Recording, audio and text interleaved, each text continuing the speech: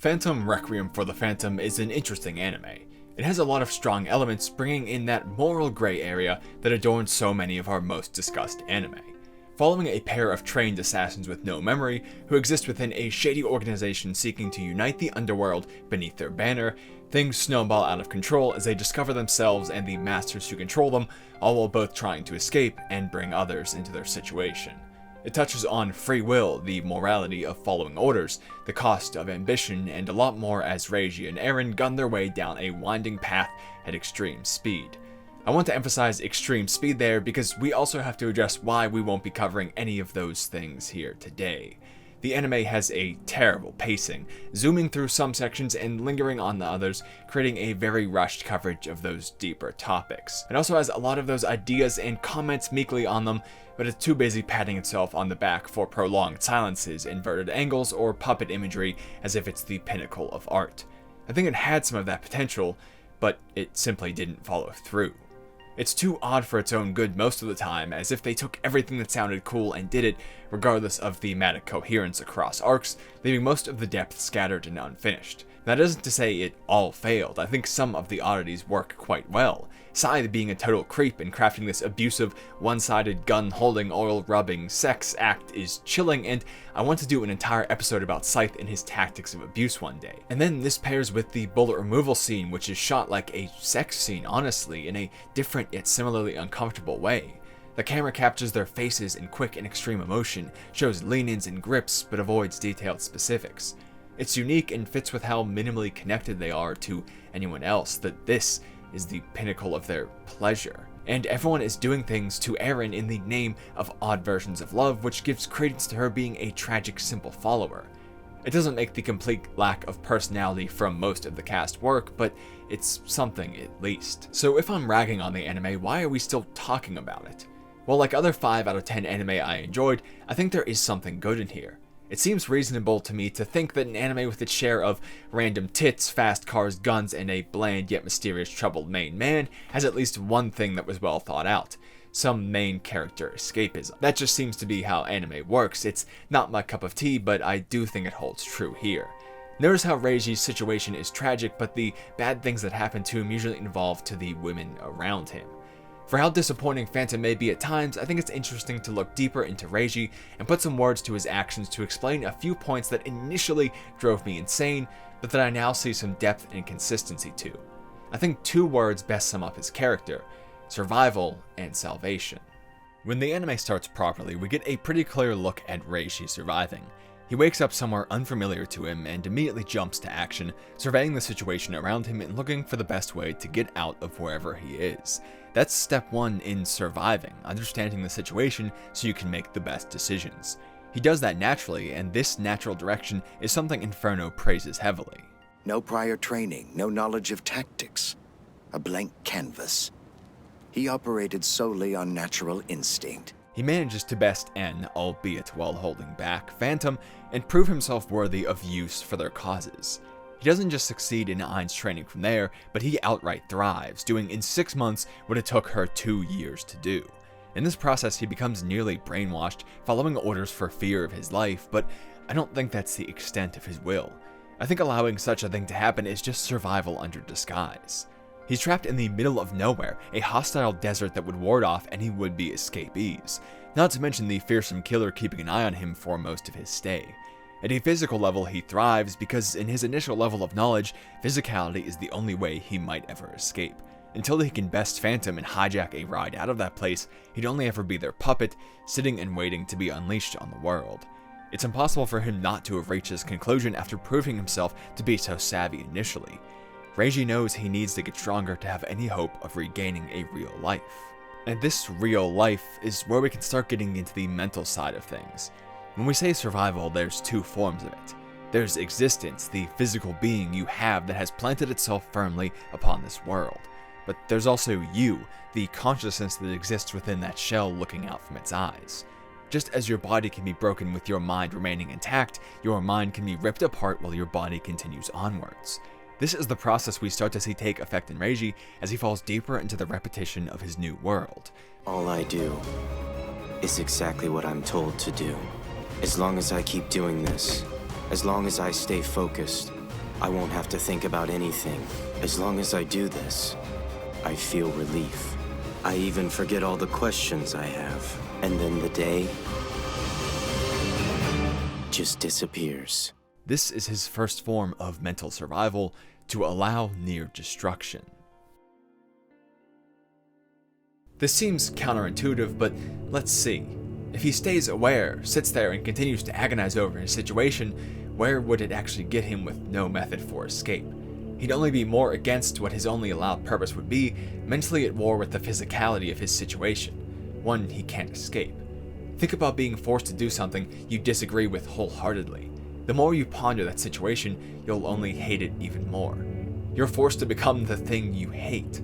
His safest and most straightforward option for mental survival, not mental health, is to shut that conflict off and drift into the repetition of things. But just as he's about to fall victim to this dangerous melding of physicality and mentality, he finds our other keyword for today: salvation in the form of Claudia. Now, don't get me wrong, this is salvation in the most dark anime way, a self-obsessed character using someone else for their own ends, but in some ways still providing them with what they need. The summary of her talk with Reiji is this: You have freedoms of which you're not aware. Though your path may be set, you can gain as much speed down that path as you would like. At first, I hated this line. I thought it was just a pointless attempt to sound meaningful in an overly faux artsy anime. But extend that sentiment to its basic essentials, and let's look again. You can take away the specifics and leave something much more applicable. You can control something. Reiji opted for the simplest solution: comply and be done with it, which is an apt way to survive. Do what's required and don't question it.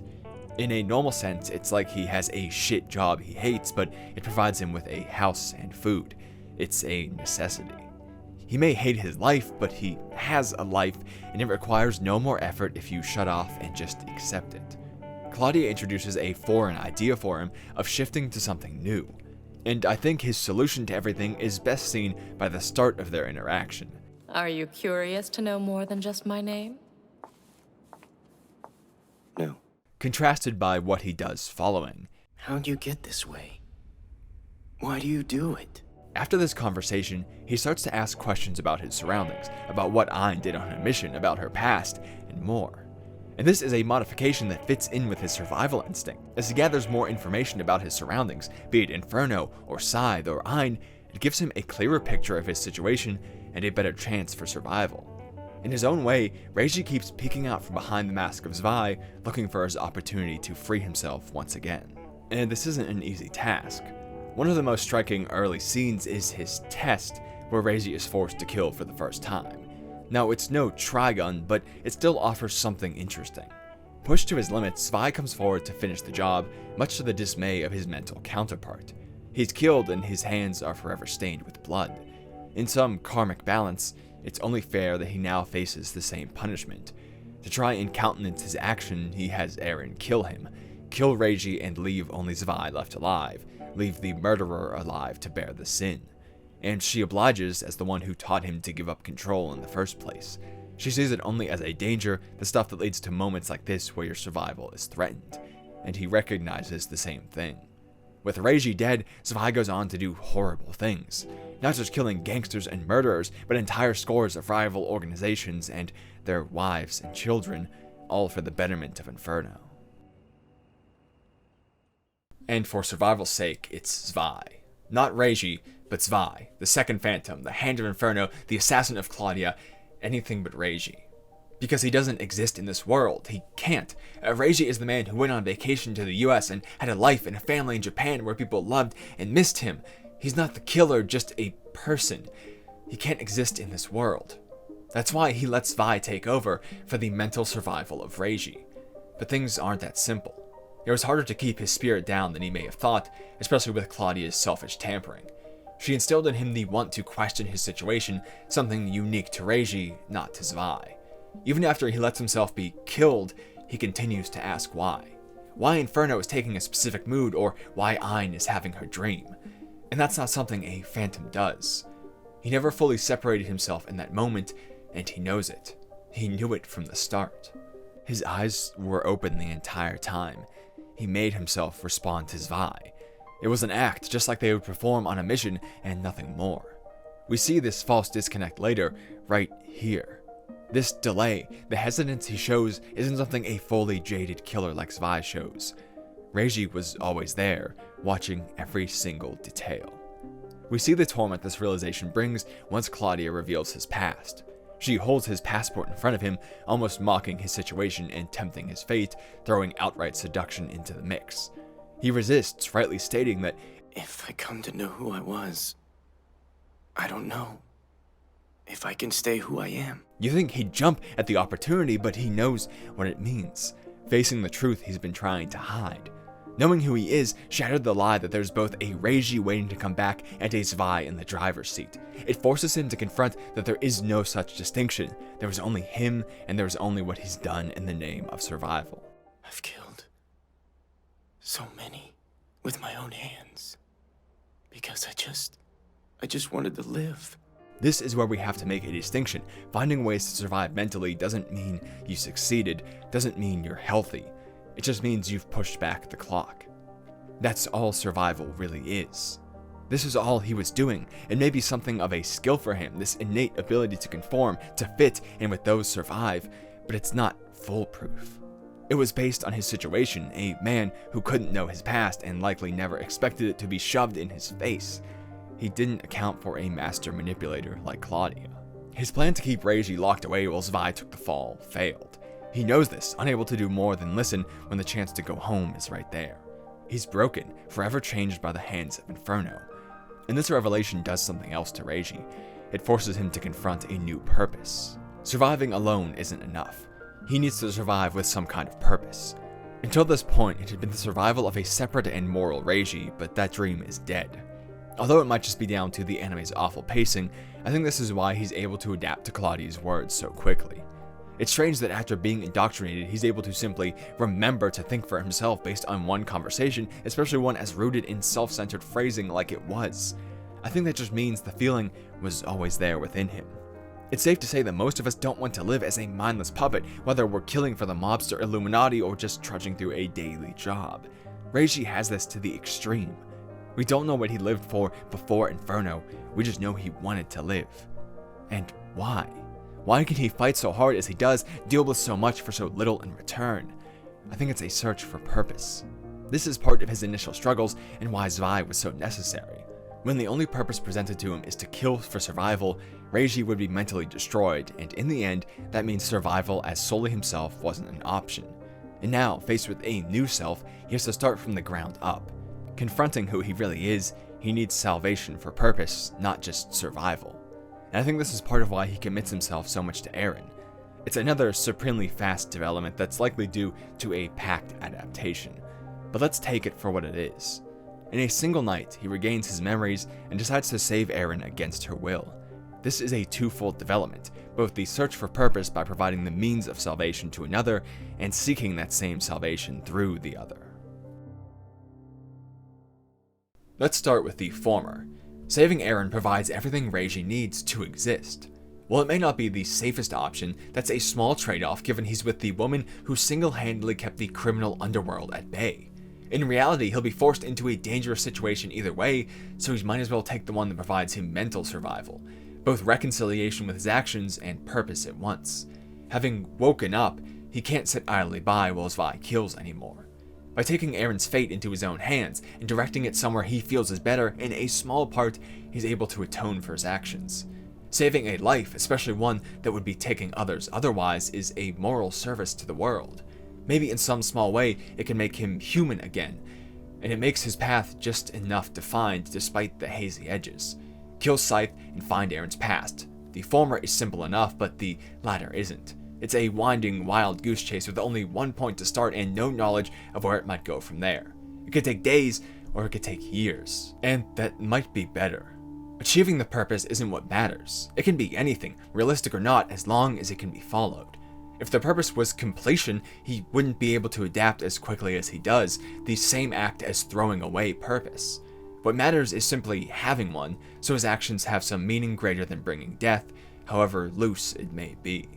So I don't think it's odd that he throws himself at a blank canvas like Eren. Someone who won't object to what he's doing because she doesn't question her situation. Someone who can offer no rebuke to whatever he may find in her past, now his purpose.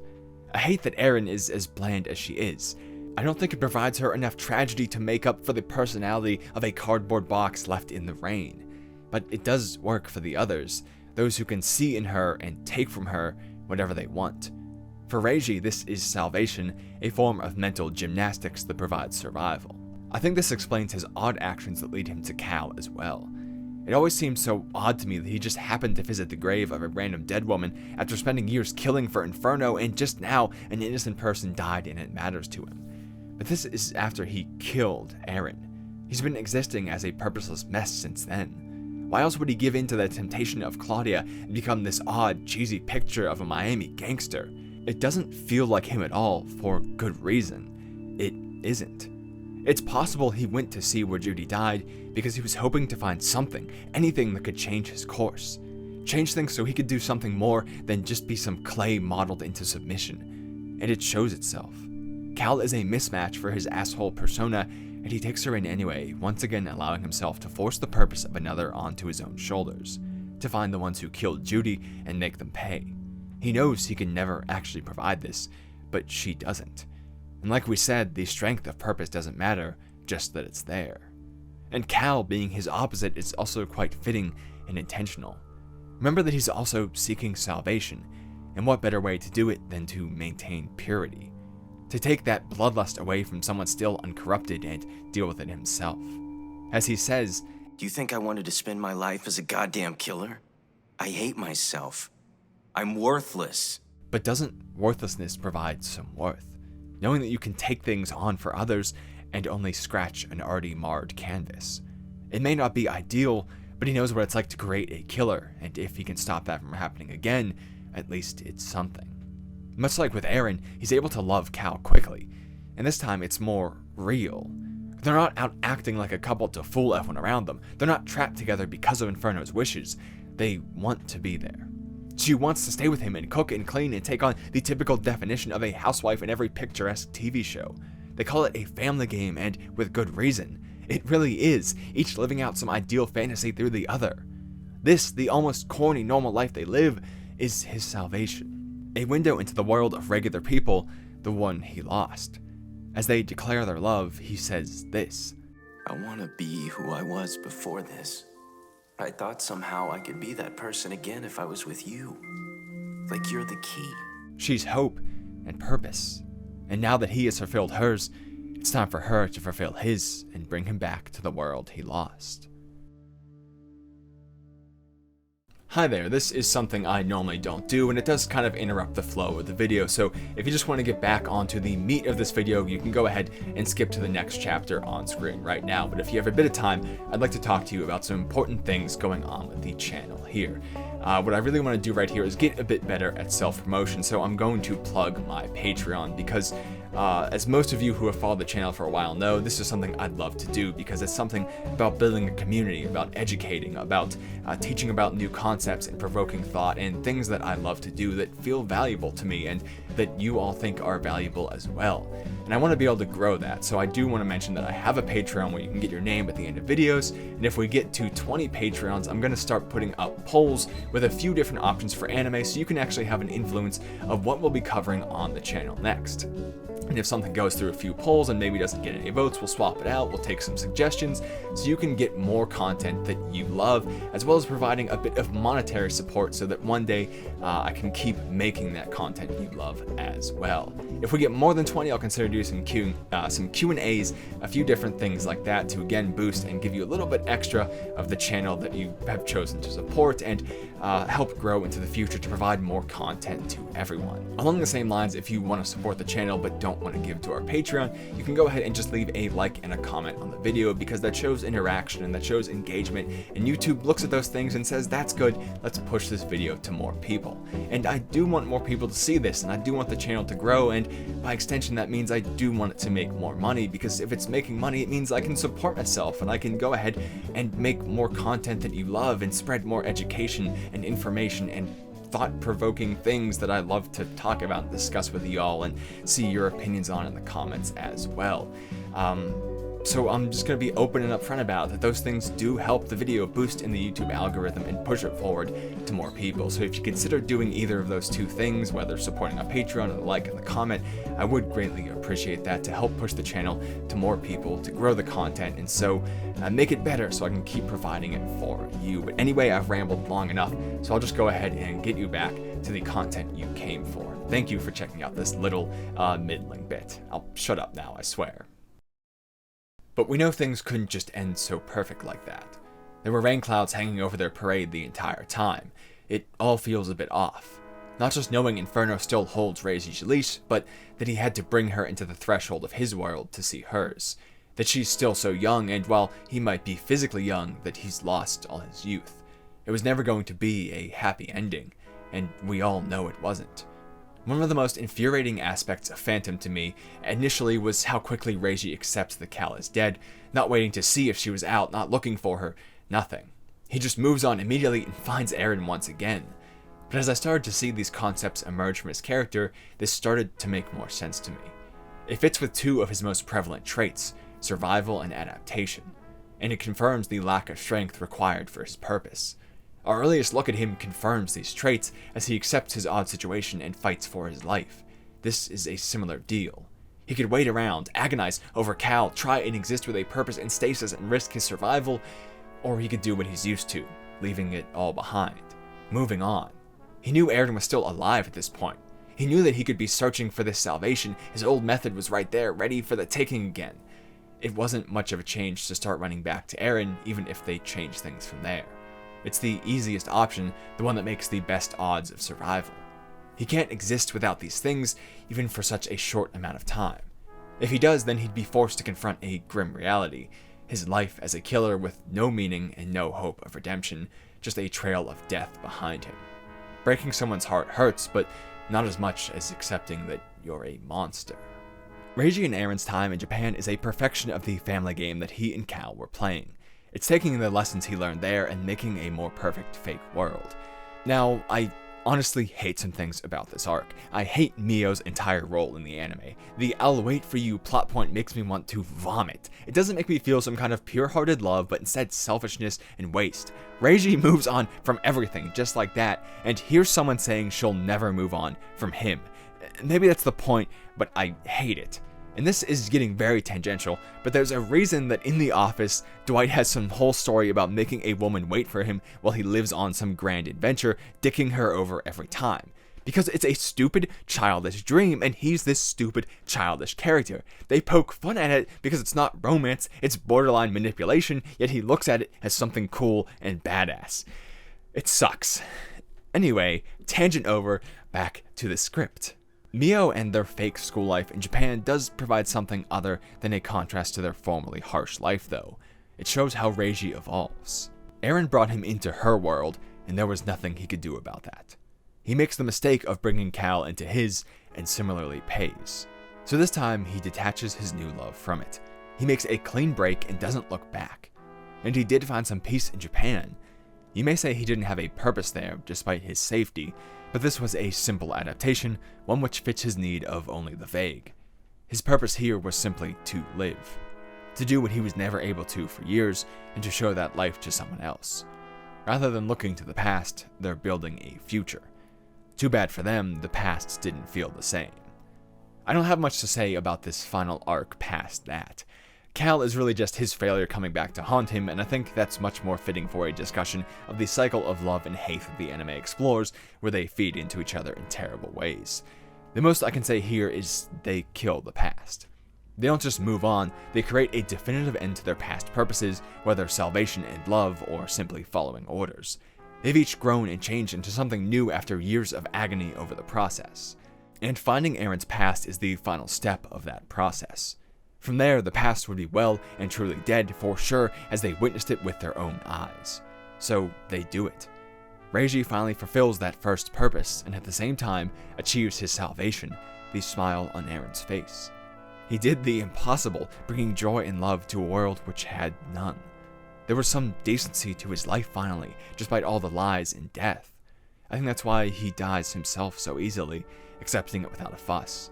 He adapts quickly, and in this moment there was nothing else left to adapt to besides life, and that was taken away from him. He simply does what he always did. With purpose fulfilled, he moves on from it all for the last time.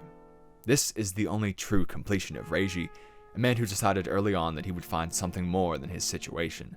This was the cost of it, the only way it could ever really end.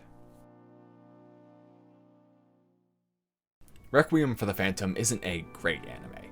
I put it in league with series like Akame ga Kill and Gangsta as anime with good ideas brought down by a lack of focus and quite sloppy development. It's also a product of its time. Something about the late noughts confused mysterious and deep with bland and direct. There's much more to a deep character than sitting on a bed under a single ray of light pondering. But it did provide us with a few things to cover, and this was one of them that I think turned out to be quite interesting. I think we can also go on a more informative route and cover the real aspects of Scythe's abuse, which was one of the most chilling aspects of the series, and what makes him almost a decent villain. There's also something to be said about the cycle of love and hate, especially with Reiji and Cal and then Lizzie and Claudia, so if you want to see either of those, let me know down below. Anyway, also down below in the pinned comment will be some important links. First, my Twitter if you want to follow me and see some updates here and there, my Discord if you want to interact with me and some of the other fans and have some chill hangouts occasionally, things like that going on down there, and most importantly, my Patreon if you want to get your name at the end of videos and, like we discussed earlier, have some potential to influence what series we're going to be talking about, and if we get even more from there, some Q&As and some cool things that I hope we will reach the numbers to get to, because it also means I'm just making better content for you as well. There'll be more videos on screen now if you want to check out a bit more, and if you've seen enough to know that this is something for you, the subscribe thing on screen as well. So I hope you'll stick around and join us here. But anyway, thank you for watching, and I hope I'll see you again soon.